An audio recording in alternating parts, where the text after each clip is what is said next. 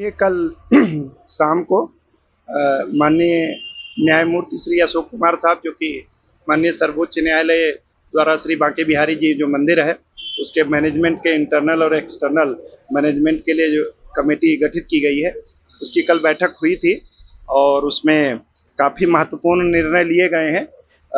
बैठक में जो गोस्वामी समाज से, राजभोग से, सैनभोग से दो प्रतिनिधि हैं, उन्होंने भी प्रतिभाग किया था।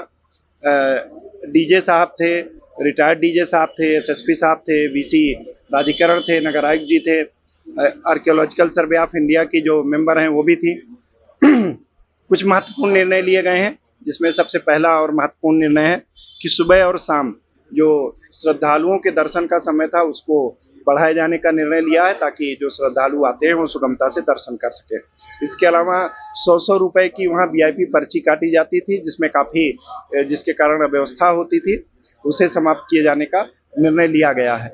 इसके अलावा जो वीआईपी कटघरा था उस पे और जो अंदर क्यू की व्यवस्था थी उस पे यह तय हुआ कि उसका एक अच्छा प्लान बना करके अगली मीटिंग में रखा जाए, ताकि किस तरीके से श्रद्धालु आए और बिना व्यवधान के दर्शन करते हुए निकल जाएं। और एक महत्वपूर्ण निर्णय लिया गया है कि अभी तक श्री बांके बिहारी जी के दर्शन के लाइव स्ट्रीमिंग की व्यवस्था नहीं थी कि आदमी लोग लगा हुआ है भीड़ में और वो भगवान जी के दर्शन कर सके। इसका भी निर्णय कल लिया गया है। इसके अलावा जो पूरा परिसर है उसको आईआईटी रुड़की के द्वारा उसकी पूरा स्ट्रक्चरल ऑडिट कराने जाने का निर्णय लिया गया है।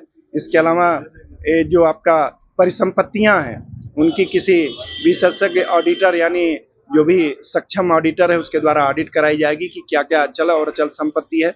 इसके अलावा आंतरिक और बाह्य विकास के लिए जो माननीय सर्वोच्च न्यायालय में आदेश में वर्णित है लैंड खरीदने के लिए, उसके लिए भी एक उप समिति का निर्धारण हुआ है। इसके अलावा जो वहाँ का सर्किल रेट है या वहाँ का जो मार्केट रेट है उसके निर्धारण करने के लिए एक उप समिति का निर्णय लिया गया है।